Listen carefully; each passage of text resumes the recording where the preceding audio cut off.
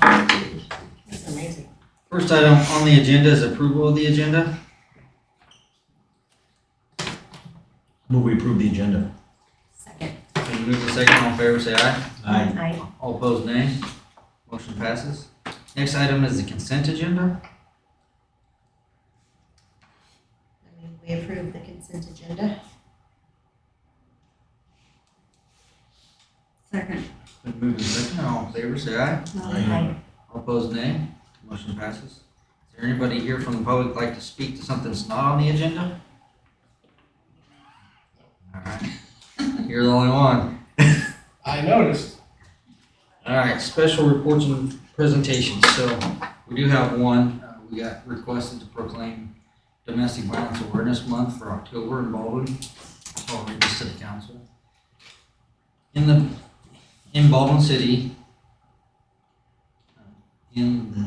of Baldwin City, County of Douglas, State of Kansas, in recognition of the critical work being done by domestic violence advocates and allies in service of the survivors and victims they serve. I encourage all citizens to actively engage in scheduled activities and events sponsored by the Willow Domestic Violence Center and the organizations working toward an eradication of domestic violence.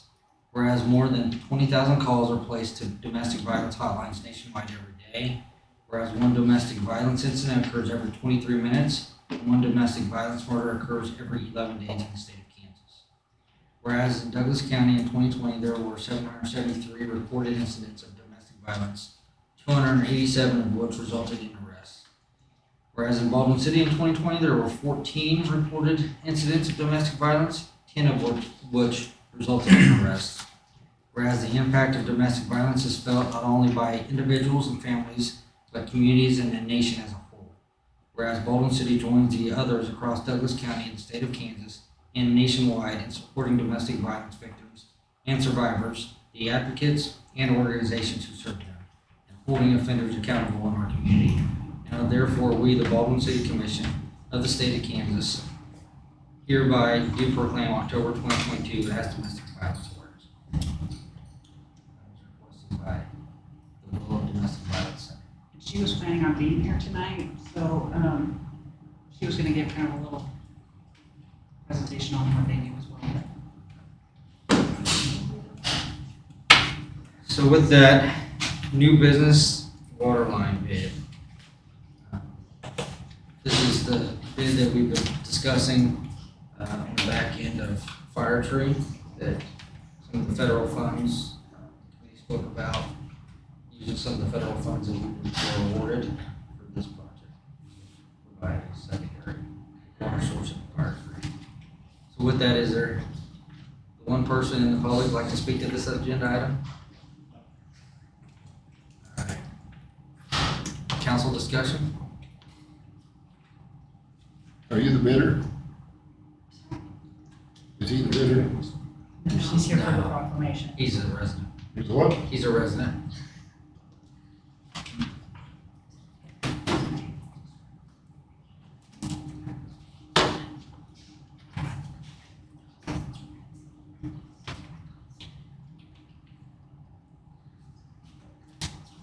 Is there any council discussion on this agenda item? I've been through it, the bids and the price and everything. And $138,000 doesn't sound like that's too much money. That don't sound too bad. I got the prices with the valves and the whole thing, $138,000. It's 700 or something like that. Doesn't seem out of line. I believe we accept it. Moved and seconded. All in favor, say aye. Aye. Opposed, nay. Motion passes. Next agenda item is the city logo.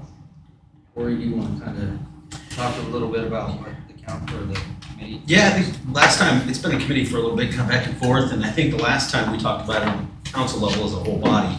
I don't remember there being any particular vote about which way to use the new logo that had come up through CDC.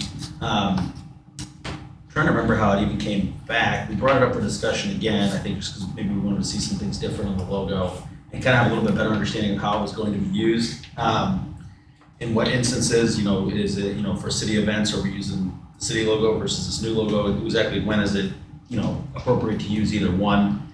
And I think we kind of, we sent back, we kind of had two separate discussions. One, how to use each logo, and two, maybe how to fine tune the newer one, and just see some different renditions of it as we've kind of gotten more feedback as we've come along.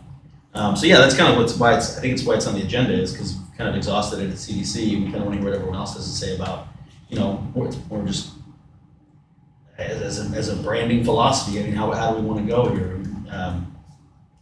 I think that the way we came out of the committee with it was that the original logo kind of stays the original logo that gets used on, the hard logo for any city event, and the other one, Lynn, I think you called it a community logo, I believe is the word you used, that can kind of be used for t-shirts and stuff like that. So we just want to bring it to the council and talk about it. Any public comment for this agenda item? Council discussion? What logo are you looking at? The new colorful one. Yeah, that's a rendition of it. Rendition. Right. The original one that we last talked about at council had the colorful buildings. Yeah. This is the original? So is it different than what it was? Yeah. Yeah. Because I don't know. This has got the train on it. Oh, okay. We- See now. We wanted to incorporate the maple leaf more, a little bit. This is just goofing around, so whatever you guys feedback want to give, but definitely, I think the way to start the conversation is to say how you want each one to be used before we go get into the weeds about Right. where a leaf should go, Yeah. Yeah. These are, That was the original one, yeah. Well, Not the original leaf, the The original ones, original the one. original one's on your shirt. This is the Yeah. original, this one, that one. yes. So the way it all started is Lynn had brought forward a branding guide, we kind of talked about, and then applied that to a new logo that was going to be kind of like a soft logo, one that you'd see more on the websites. That logo would always stay on the water tower, police cars, a hard logo, whereas that one, This logo. that one right there, yeah. That's the one Yeah, it should so be. that's not changing. I don't think That's the one it should be there. that's not going anywhere, as I I understand. like this one because it shows the train, and I think the train's coming back, and I think the train is going to be important for this community to bring people in. And I like the fact that it shows some of the buildings downtown Mhm. and what have you. Yep. And that's my opinion. And I think if Lynn did that, she did a heck of a good job. And I like that one. I think it's all about how do you want either one to be used. Specifically, how would you want, if we're going to keep messing around with this one and tinkering with it, how do you want that one used? I don't remember the rationale way back when we talked about branding, why two? I think the idea was just to, because we have now a social media director, there's a lot more going on digitally, online, social media, kind of have its own sort of brand as an online presence, as a soft presence, I think was the rationale. Am I wrong?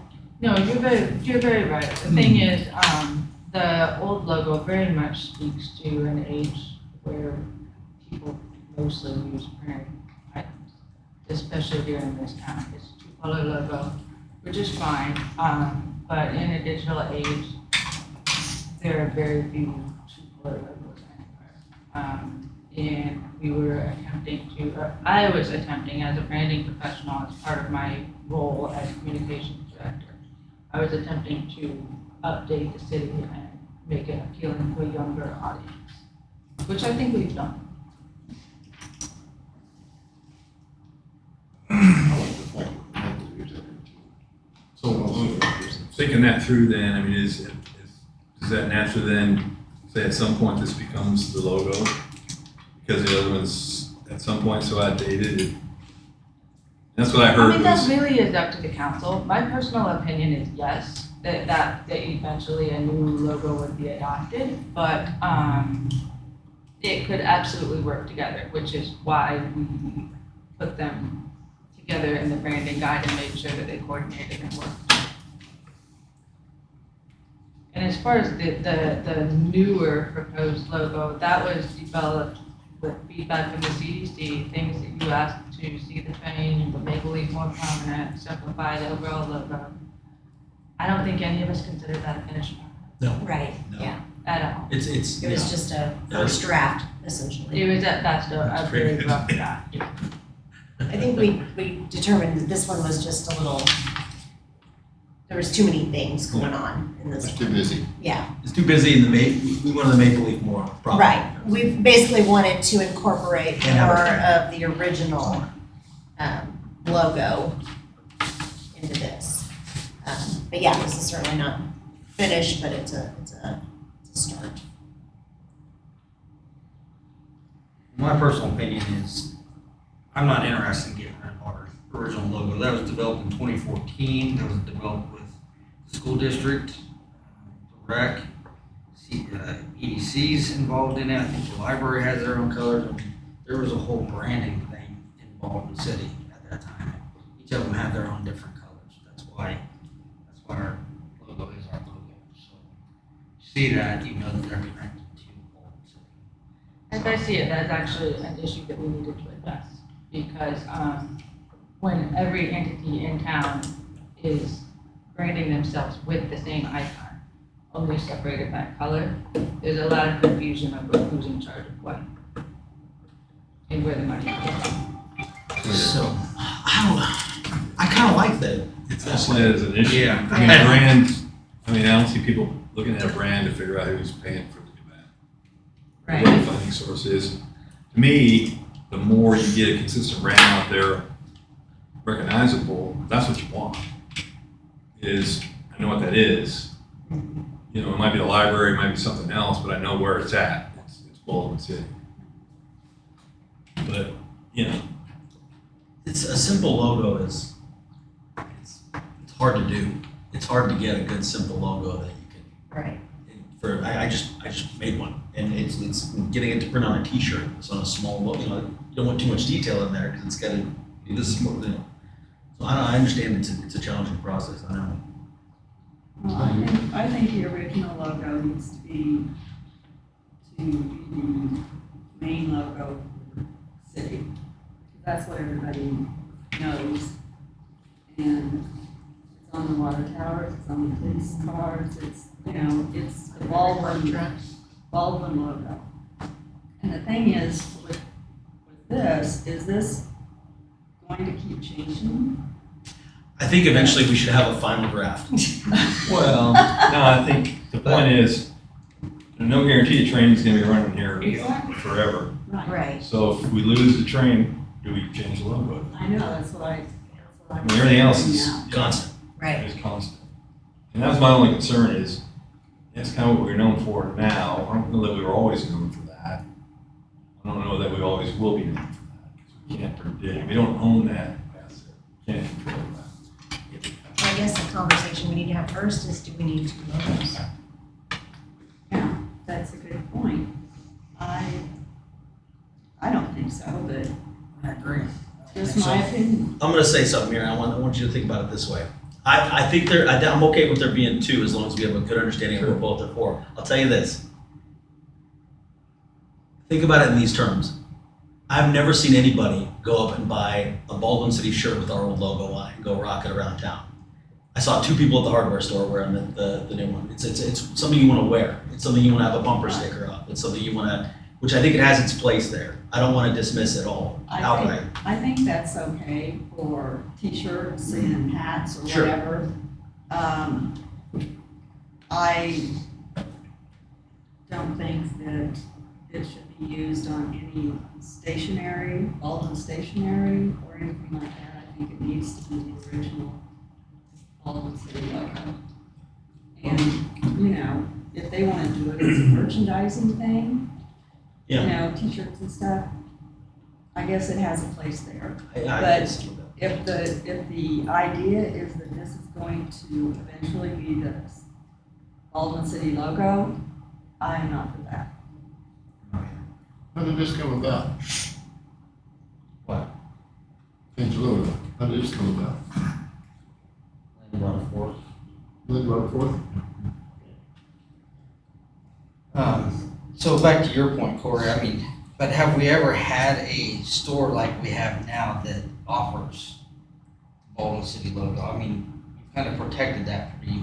I wouldn't wear that logo outside of an official city event. It's simple and it serves its purpose, but it's not anything you want to put on a t-shirt and sell it for $20 a pop.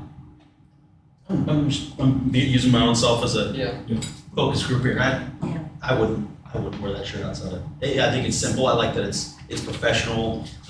It's easy to put on everything. You can read it small. You can read it large. I like the design of it, but it's not. I don't think it was ever designed to be a hat. So, You're talking about this one? where does money come from? That's what he's talking about. Buy a t-shirt, where does Sure. that money go to? I don't know. That's as far as proceeds from like if we were to have that logo specifically for use as t-shirts, accessories, stuff like that, bumper stickers. Right now, as it's written in the branding guide, the people can only use the logo, with permission of the city administrator for merchandising. And so far, we have not asked for any returns. It's something that could be done. We could absolutely ask for a percentage of each sale of item, with the logo and designate it for a specific source. But it has not been done at this point. I feel like anything connected to the city, anything the city pays for, anything like that should have our original logo. That's my opinion. If we want to allow stores and whatever to sell alternate logos, I don't know. That makes no difference to me. Whatever. But I think anything branded with Baldwin City, anything connected with Baldwin City, anything we spend money on, I think it should have our. So if somebody is printing up t-shirts, can they change the logo like No. this? As of right now, we have exactly one vendor who is allowed to print the t-shirts. And she works very closely with me to make sure that it's following the brand guide. And I mean, I personally think that sticking with one, and this is something that a lot of organizations do. They have a special t-shirt, special logo, whatever, they'll designate one source to do the other one. That's not unusual. Because I wouldn't want people to just start printing anything they Right. want and Right. say it's Baldwin. I mean, But they could. Yeah, That you would- really can't stop it. Technically, can't they stop can, it. they can print anything they want, it's just Trademark. Baldwin City. Words. I guess. Is the logo is that logo even trademarked? What? Is that logo even trademarked? I can't. Trademark. Is that logo even trademarked? Does that, No, none of our logos are trademarked. So then really there's nothing stopping from somebody. We can ask them to stop. I suppose that's more of a Dakota question than a me question, but they're not trademarked. I mean, if it's not trademarked. So, IP, intellectual property, is not exactly what I spend most of my time doing. That being said, if you create something like, you photograph, it's not trademarked, and it's not, you don't have you still can't use that without permission from the person who took the photo. You shouldn't be able to. Same go for a logo. That being said, there's nothing really from an enforcement mechanism. If someone printing shirts with the Baldwin City logo on it, it's either any of the logos, whatever logo they chose, there's not much recourse you have right there if it's not trademarked. And to get it trademarked is going to be the hassle to get trademarked is not going to be outweigh the benefits of having trademark merchandise. So if you think about it compared to say Baker University, they sell far more apparel. They have teams with their logos. That's a long-term issue for them. That it's much more likely that they have trademarked everything there, so they can then sell merchandise on a consistent basis. Baldwin City isn't going to be selling merchandise at a local level, at a volume that's going to necessitate trademarking, I don't think. It's just not a problem that the city has with rival vendors coming in and undercutting the city.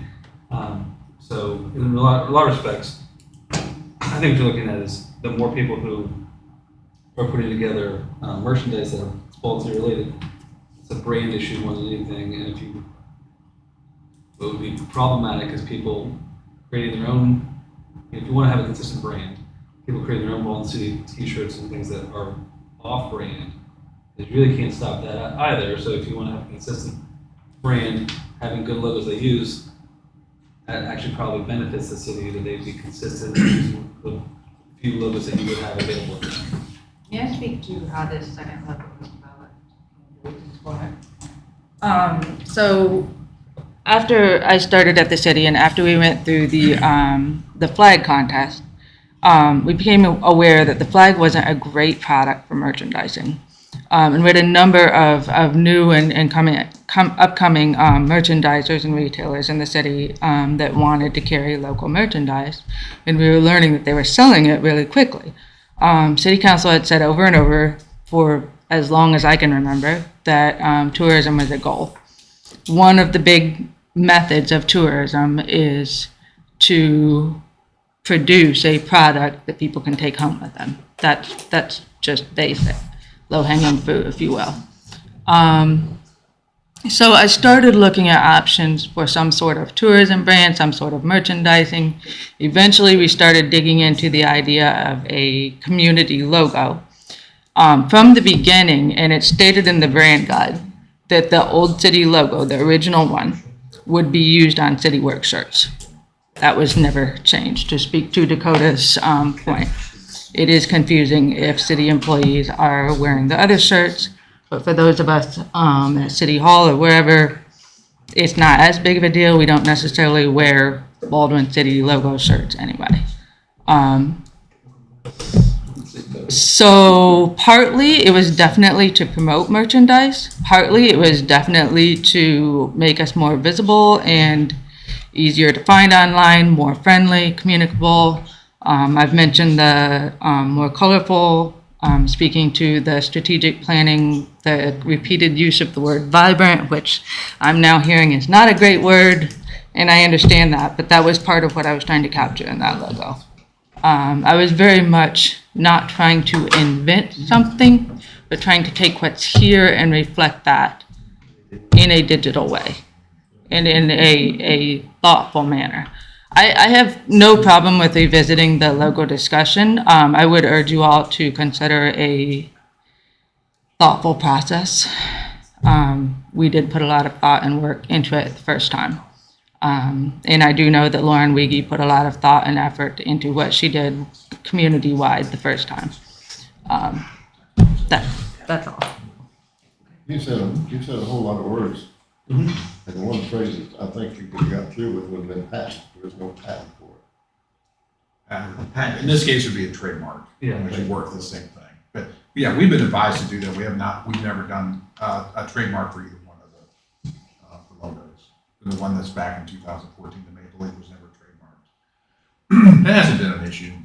Well, even if it was, would we really throw a bunch of city resources at fighting it? Right. Right, I mean, let's say, so are we really that concerned about it? And I think the comparison with like Baker or the university where they want to control their branding, logos and all that, because they're selling merchandise, they're selling that brand. We're not so much interested in that sort of thing. So it doesn't really rise to the level because we're not out there selling that. We never intended this to be something that we would be out there ourselves, capitalizing on or something like that. But, it's our logo, it's our brand. So that's all we're really talking about. So yeah, we never went to the time and expense of having a trademark, which we could do, but you're gonna hire a trademark attorney and go through all those things, and is that worth it? Are we gonna fight people?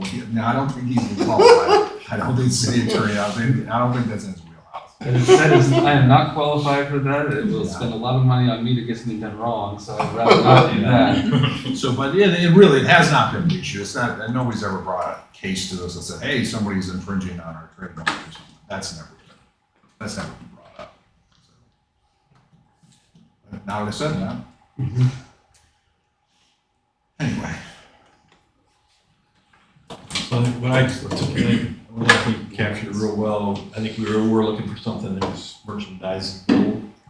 And, you know, the focus is tourism, so maybe that's how we're starting to focus, how we would use an alternative logo for those purposes that we deemed were aimed at the tourism piece of it. I quantify that, but we kind of exclude a lot of other things. You know, is it just merchandise? Is it specific sections of the website pertaining to tourism? And so that's where I think, you know, if that was the reason for developing it, then we need to kind of focus on that. Try to limit it. Yeah. I mean, trying to think of like a rule of thumb here. Maybe anything the city has spent money on, and you have to put your logo on it, that probably should be the original logo. Whereas anything that, let's say we would like, let's take this second logo away. We have no use for it anymore. We don't want to throw any more resources of council members or anything at it. Let's just take this away. Then you'd just be still left with our logo, and I think that you'd still want something more to merchandise with. I think you do. I love the original city logo. I think it's great. I don't know that I would wear it on a t-shirt or a hat. I think it has its place, and I think Yeah, it wouldn't be not worth it to keep trying to. if I'm thinking of like a Perfect. tourist coming into town looking for some Baldwin City merchandise, and, you know, when they get the coffee cup that has this or this on it, most likely they're gonna get, you know, a coffee cup that has this one on it. So, as far as tourism goes, I can see where it would have a place. But yeah, for everything else. So we probably just need a more revisit. Well, I think we just need to figure out what a solid which logo is used for what. I think we're kind of getting there, and then the committee's going to need some guidance. Do you want us to keep working on it and having fun with it and seeing bringing it back and tinkering with it? Well, I think kind of what Scott said is that if it's being used for tourism, that's fine. Merchandising, that kind of thing, but I don't think it needs to be on everything. Right. I agree.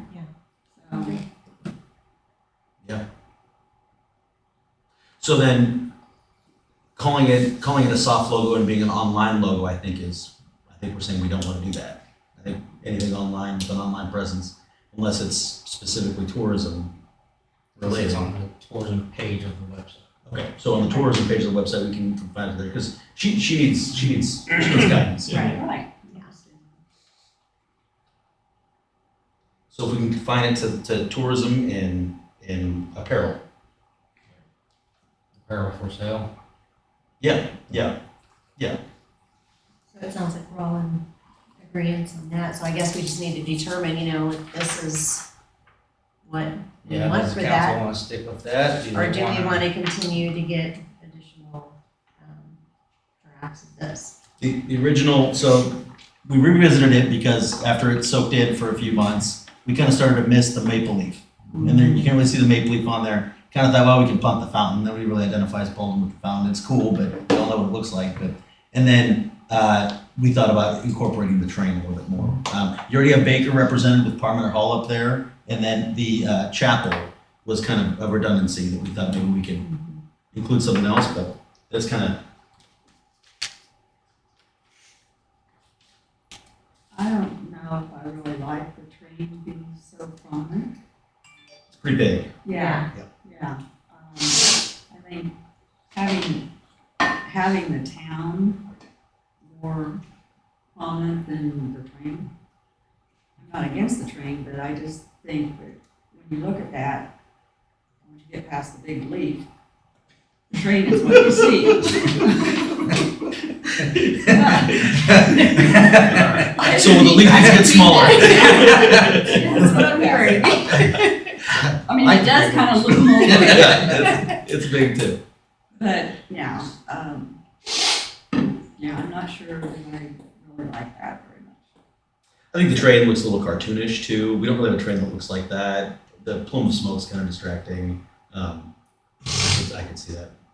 It trains a Well, little Maple more Leaf is- discreet, not so in your Yeah, face. maybe there's a way to evoke a train Yeah. without. Maple Leaf is Showing something that we're noted for. Right. Yeah, that needs to be. For miles and miles. Right. Right. And I think, actually, there's just not a whole lot of color there. Yeah, I agree. If you Well, want- and Lynn did that from the direction of the We asked to CDC, see Right. a version of that was less, Yeah. Right, Yeah. yeah. less colorful, less. Right.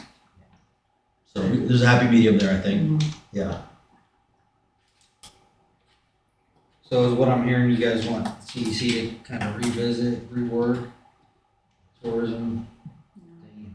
Rework this too. I think we'll get to a nice fun logo to Yeah. have for tourism and merchandise eventually. And I don't know, I'm kind of having fun with it. Yeah, It's like one of the agenda items, you're like, all right, Yeah. let's talk about this again. This will be So fun to we talk don't about. mind it. Right. Anything else on that agenda? Alright. Council committee reports, budget and finance, Scott. We did meet, discussed cost and financing options for potential new 3 megawatt solar farm. Really kind of comes down to, as usual, lease to own or purchase outright are the options. And I think part of what needs to be decided before you figure out which way you want to go. And this is potentially, it could replace the GRDA contract that's expiring, from a capacity standpoint. So I think the discussion got to be around location because that might impact need to acquire land and those sorts of things that would be rolled into how much you have to finance. So that's where that ended, just exploring what are all the options for a 3 megawatt solar farm. Anything else comment? I think that was. The other thing we talked about, and I think all the committees got their homework around strategic planning, key performance indicators under the key focus areas. So the finance committee has revenue growth, which is going to be fairly easy to get some KPIs around how the revenue is growing, sales tax versus property tax. And then the other one was, part of a key focus area of how would we support residents' financial well-being? And again, what would we do for a measurable around that? So that was the discussion. I think we threw around some ideas, and there's some ideas, and a lot of them, some of them may just be surveys, right? And there's some other metrics you might be able to find as far as affordability. It doesn't necessarily mean that people feel they're financially secure, but so that's going to be an ongoing effort. We need to come up with some KPIs, or if we find out we can't, then we probably need to change the focus area, or just agree that we're going to leave it in as a goal and not really be able to measure it. So, next meeting, I'm out the next 2 Fridays. I don't think we have anything pressing. Friday, October 21st, 7:45 a.m. Second floor city hall. Community development court. Yeah, we had a few agenda items we met yesterday. First thing on there was Matt McClure met with us from the rec. He kind of wanted to bring about, there's with the Sullivan Square rental agreement, it's been used enough to kind of start to see if there's, maybe some things we need to reword or rework as we get more information, get more experiences, et cetera. And he just brought up the kind of sensitive balance between how to rent the park for free or the space for free to both a nonprofit and a for-profit, and then it just kind of seems he could kind of see it maybe start slipping away from us to where that thing gets rented out for-profit. And do we want to? It was that the vision that we had for Sullivan Square, was to be just a place to have vendors and profit off there for not having any kind of fee or deposit down or anything like that. So we kind of toyed around with the idea of adding in some language in there that if you're for profit and if you're making money off the park, that 25% of whatever you make should go back to a local nonprofit or the school district or some kind of a nonprofit entity or the school district. Just to kind of, I think, capture the essence of what we envision Sullivan Square to be. Is it going to be like the Kansas City Farmers Market? If it just gets away from you there, and you got everyone just letting it go for free, and then people coming in there making their buck and then getting out, and then now you're competing with people who would have been there for a nonprofit that otherwise couldn't use it because it's getting crowded up. I think you just kind of saw maybe something on the horizon, get ahead of it a little bit. Am I missing anything with that? How would you say that differently? No, I'd expand just a tad bit on it. Basically that, the rental agreement, the way it was originally written, was if it's open to the entire public, it's free. And so having for-profit businesses going in there and making money wasn't the spirit of it. So how can we capture that to help support other entities in our town that may benefit from that space in a way?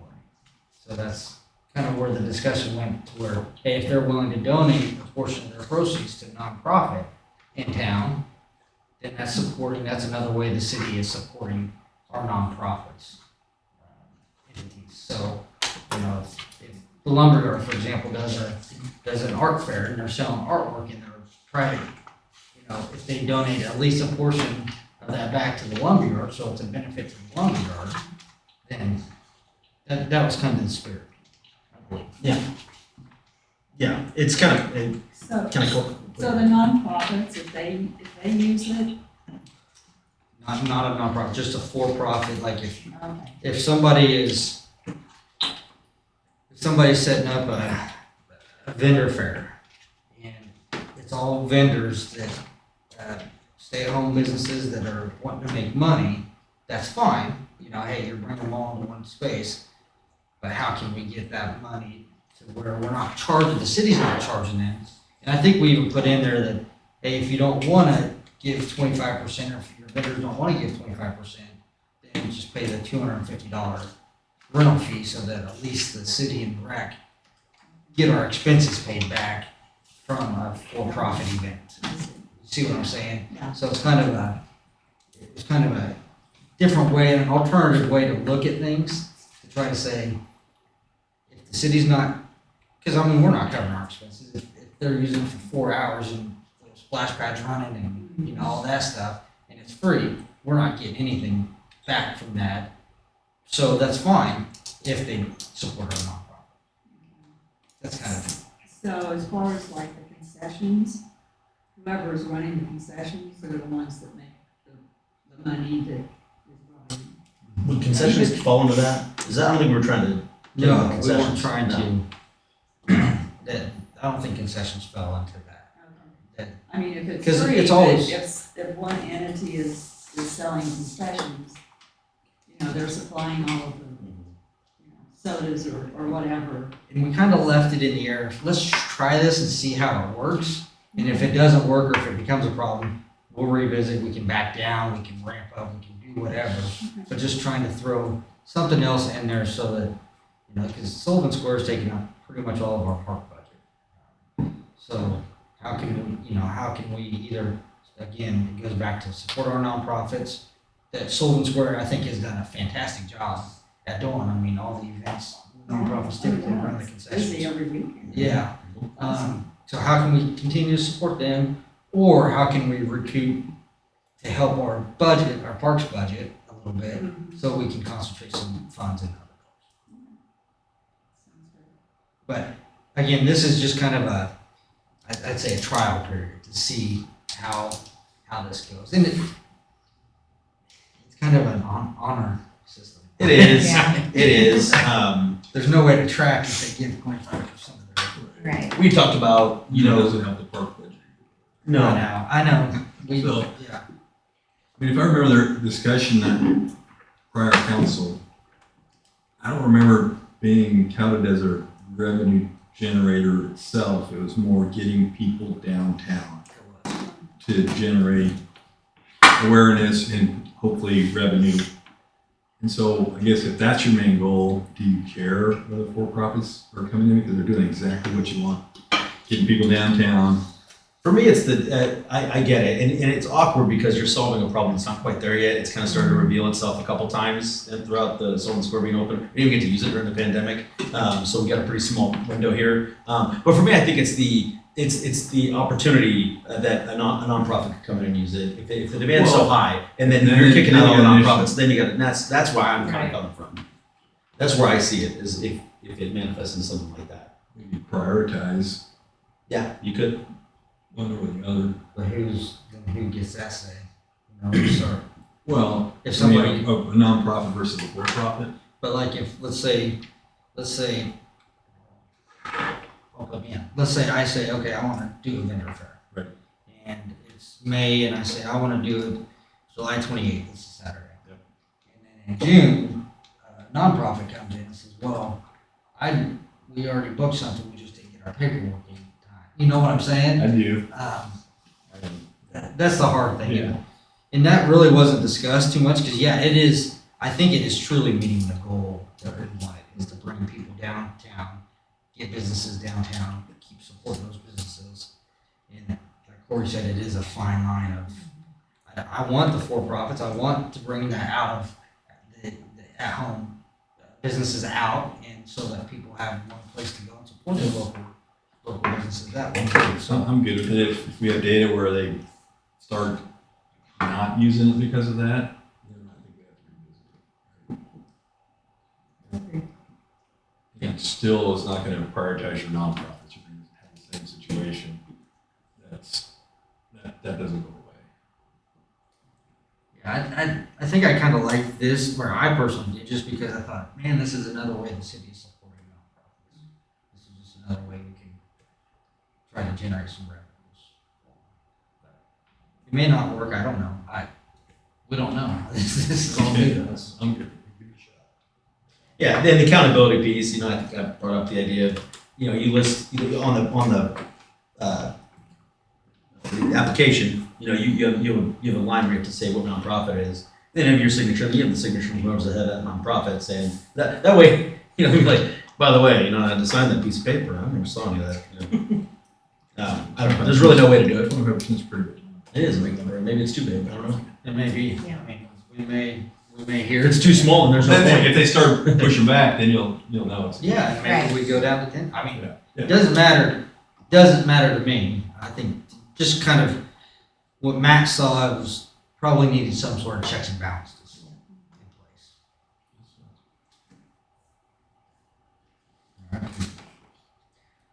Maybe. Go for it. So, I don't know. We don't know, we're trying. Yeah, it's not a irreversible decision. No, it's Yeah. not. It's Right, not. exactly. Put a tail between our legs at any time. I'll be the first. The logo. There you go. That's the council logo. I have other items I have to read. All right.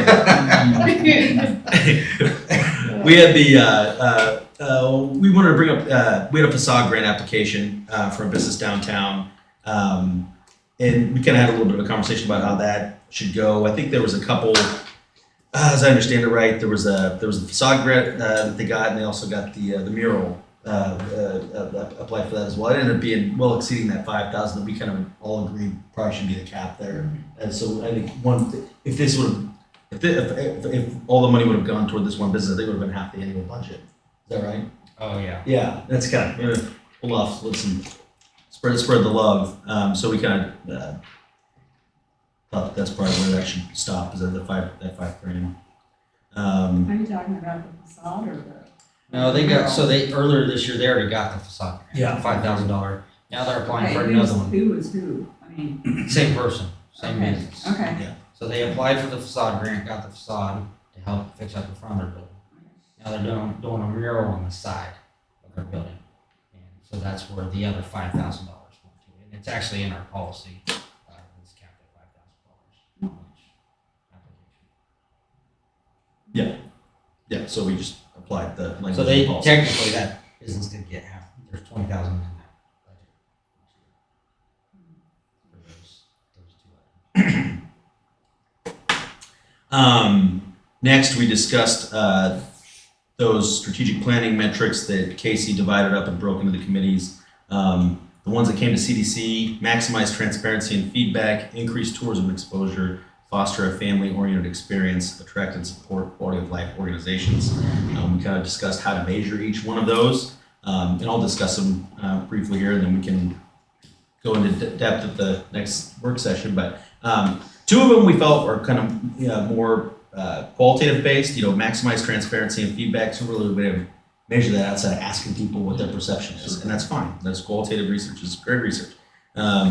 Foster a family-oriented experience. That's all subjective too. There's no way of going out and reading numbers and other than how, if you scale that on a poll. So we thought those might be able to fit and maybe give you guys some more homework here, or maybe I don't know. But we thought maybe it might be helpful, since we're going to be meeting quarterly, as we as a council decided, wind it and move it forward. If it might be helpful to have, I think you'd call like an annual quality of life survey or something that just goes out every year. Everyone always gets it. One goes out in the mail, there's one online, however you want to do it, and then that's how you get those qualitative markers that you can then go and compare to last year. Yeah, I think that's a great idea. I think there'll be a lot of those qualitative in all these that may need to be, if it's annually, maybe part of the same survey. Right. As far as the strategic plan, all these pieces, here are the questions. And, 'cause a lot of these are, that's the only way we're gonna get any. Okay, that act as a grade card, is that what you're saying? Yeah, and I think, And then you ask for some specifics, so, you have something maybe that's actionable of why you rated it so high or why you rated it so low. And so you get a feel for what they're missing. Maybe they just don't know about it. It might be a communication issue, they just aren't aware. Or maybe something that then future councils want to go try to address to get that score up. right. So how would you list the things we've done throughout the year, just a small? You just kind of ask the question. I mean, if they don't know about them, you shouldn't actually you don't want to lead them to the answer.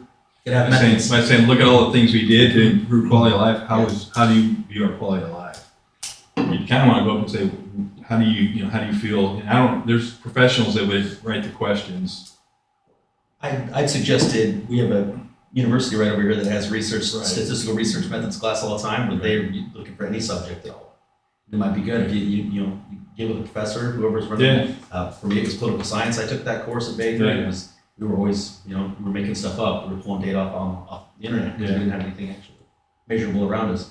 Yeah. Some would be nice. We have to do it in the school year, but we figure out. But I think doing it annually and doing all these as they come in from each under one umbrella is because you're not gonna be like, oh, we want to measure this one. Oh, let's put it on the survey. New survey. Of the month. You don't want to. Right. Yeah.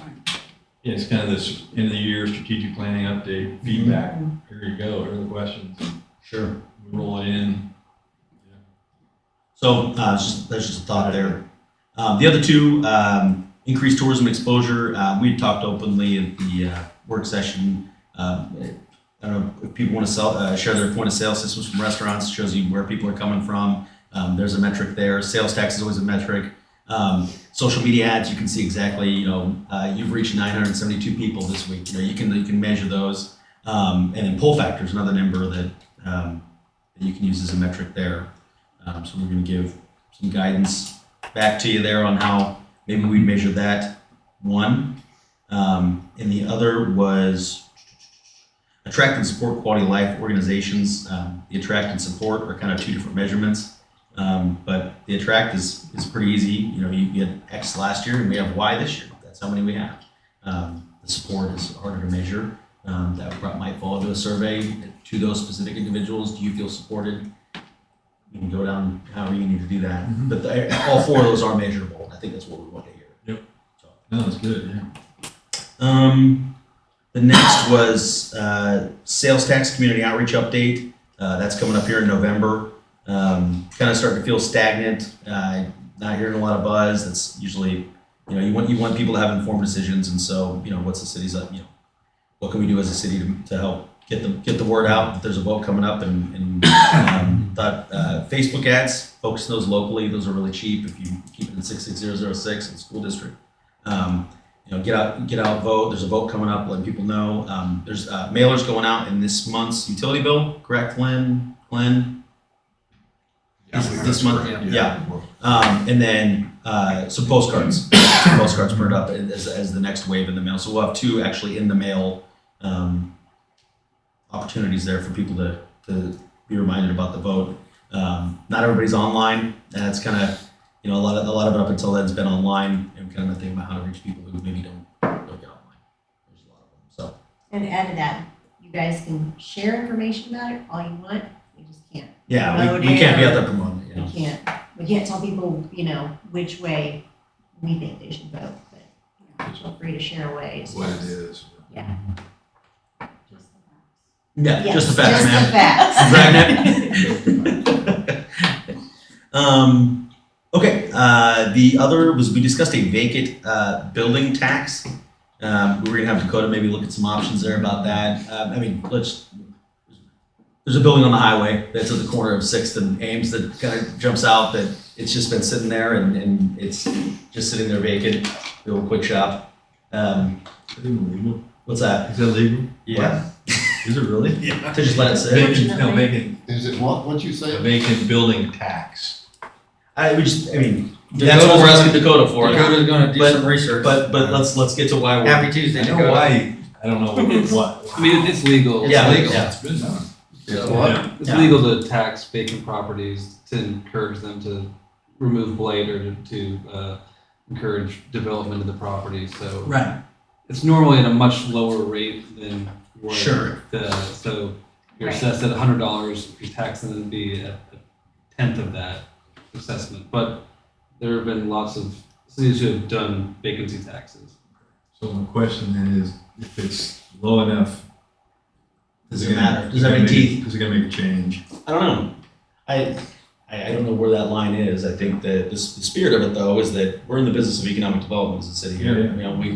We're very clear about that and sitting on buildings, lawning getting mowed sometimes, it's hard to watch. You still have to pay taxes on empty lot. Right? So why not? So Dakota, if you could just do some research, see what I think it'd be helpful to see what other communities do on something like this. Luckily, we don't have many of them. We also talked about doing it in a specific zoning area to kind of, concentrate it a little bit more. So, just try.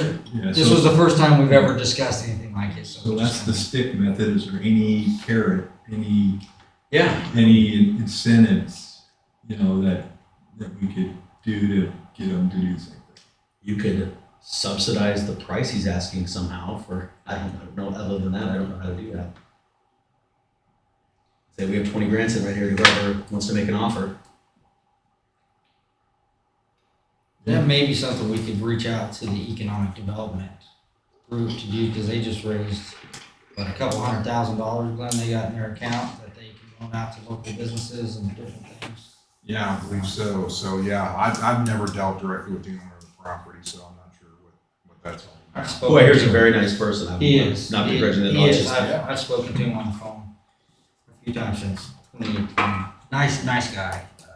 It's just, the situation just is what it is. We want our buildings to be used in town. His building, but we want buildings in town to be used. Something we're just starting, So there's that. We already did the logo.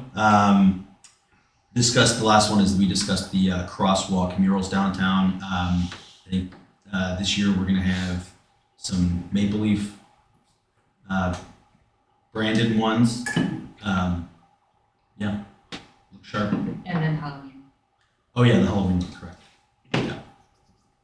And then it's all paint. Stays down there for like a couple weeks and comes up. Good rain washes it away.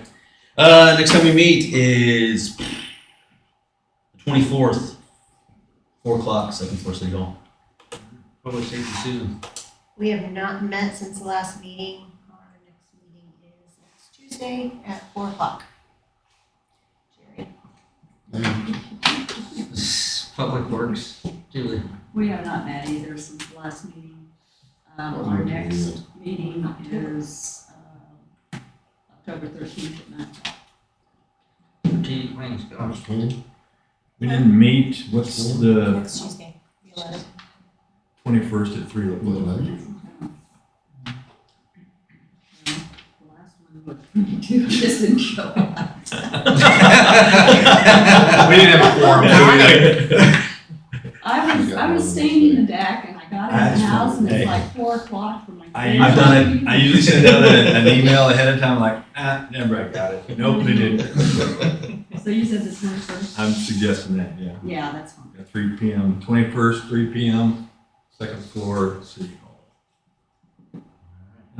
Another thing I want to bring up, I think you all saw the invitation to the joint strategic planning meeting with the USD 348 on the 12th of January, 7 p.m. So, I mean, that kind of gives us a little impetus here to get our first pass of our plan done and be able to talk to, you know, metrics and what, you know, key focus areas and then how that fits in with them. So we now have a deadline, which I think is good. Yep. We'll get it, Sure. we'll get it done. So as you get that stuff in committee, just send it So I was through. gonna have send it to Yeah. Amara, Yeah. and then Amara, can you create a file for all the committee's work stuff, so then we can get it over to strategic plan and Yeah. put it in their document. We'll accumulate it all again and then have that work session and kind of just go through it and then try to maybe finalize that piece of it. And that'd probably be the last part of, you know, of what we would then go publish as this strategic plan, So as first pass. I'll say it down in the comment section. That's all I had. Glenn, staff, any comments? Just, okay, all right. Real brief about the community center. I heard from Jay Zimmershed, our architect, on that today. The mold remediation has gone well. They're just about done with that. So once we get past that, we're ready to go out to bid here October 17th. Which means the bids will be due in the 22nd of November. And then construction will start probably in December. We're projecting 6 to 8 months to have that done. So that's the schedule we're on right now as far as the community center. So we are moving along. Council comments?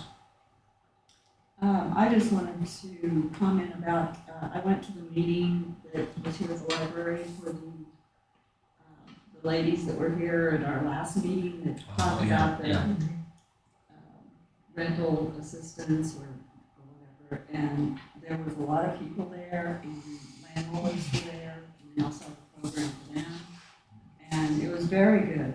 And I just wanted to mention that the library is working with them. And if people are having problems like filling out their application or that kind of thing, to the library for help. The library won't fill it out, but they can help them work through it.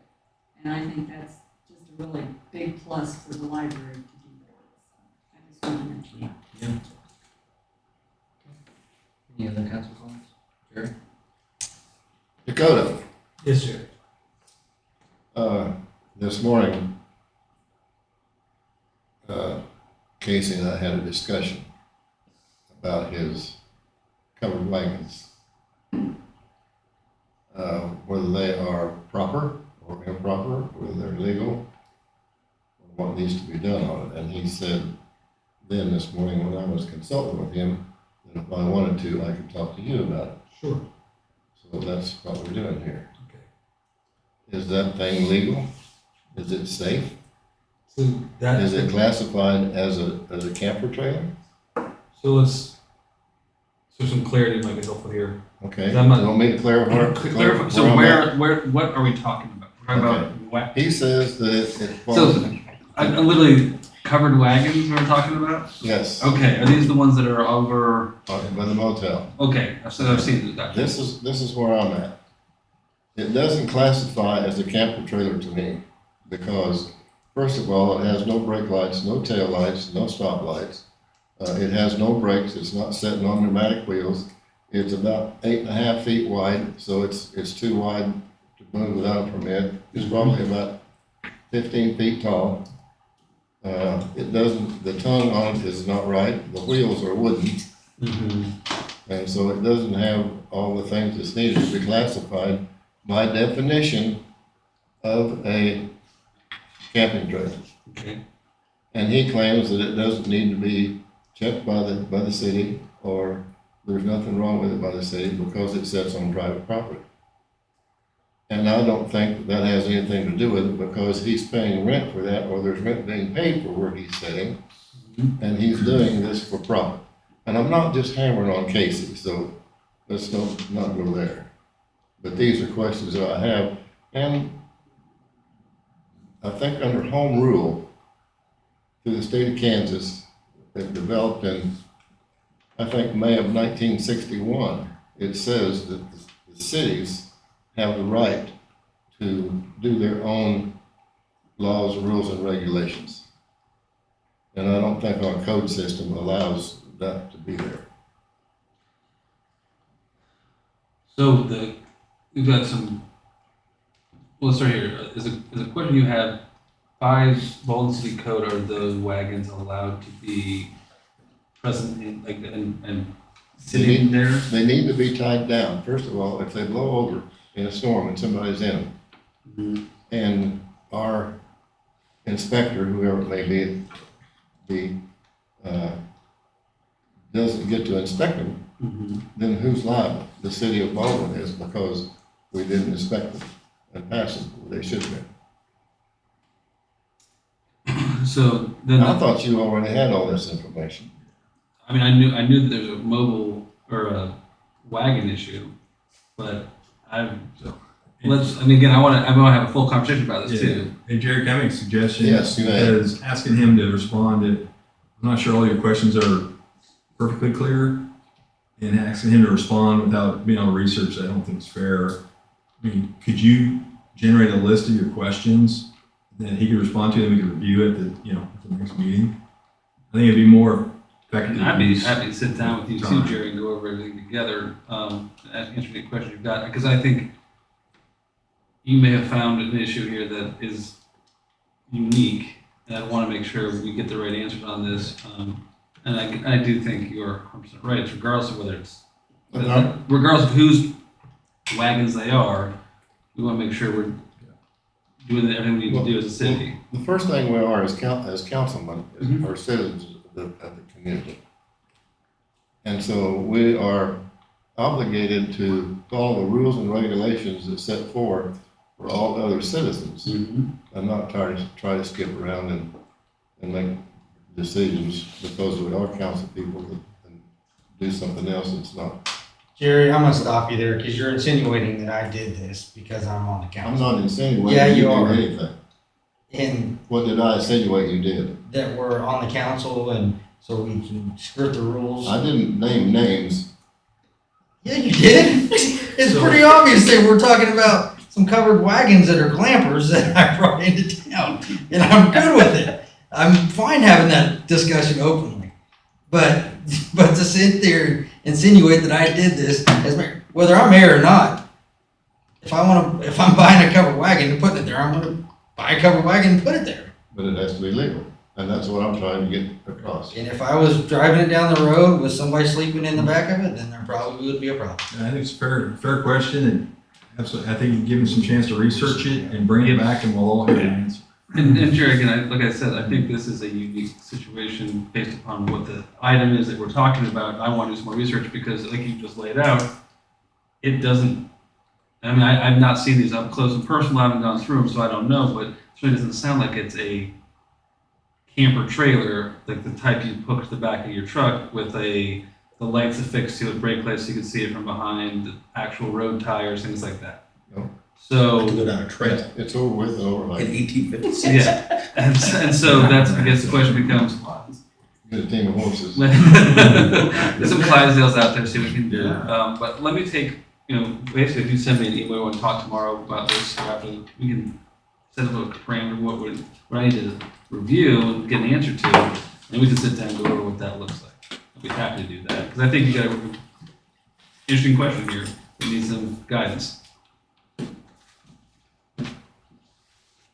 Any other council comments? Anyway, you advised that I could do that. So- Oh, you can. It's when you start insinuating stuff that's not true. Well, to bring it up would be already an insinuation to you because you said I could do that. I don't know. Yeah, you can absolutely talk to Dakota about anything. Whether he calls me or not, I don't care. That's what I'm here for. I just want to make sure Julie doesn't do it. I don't have the money to do anything with it. Any other council comments? We can go in other directions. Yeah, you got me shut up. You're gonna get out of here as quick as you can, right? All right, Jerry. Well, with your thing, I am happy to present your first polo to you. So I had some special things put on for you. Hey, you're turning your back on me. Jerry, I'm presenting your first polo to you. This is a special polo customized with your scooter on it. I am proclaiming that you are now the president of the scooter club. There's a little tagline here for you. Instead of Sons of Anarchy, we named it Sons of Arthritis for you. I feel like our ratings are going up after this meeting. There you go. I think for sure, Jerry, you're special. Congratulations, President. How many members do I have in my club? I met one of them in front of your house. That's right, Jim. With that, I'll entertain a motion to adjourn. Motion to adjourn. Second. Then move to second, all in favor, say aye. Aye.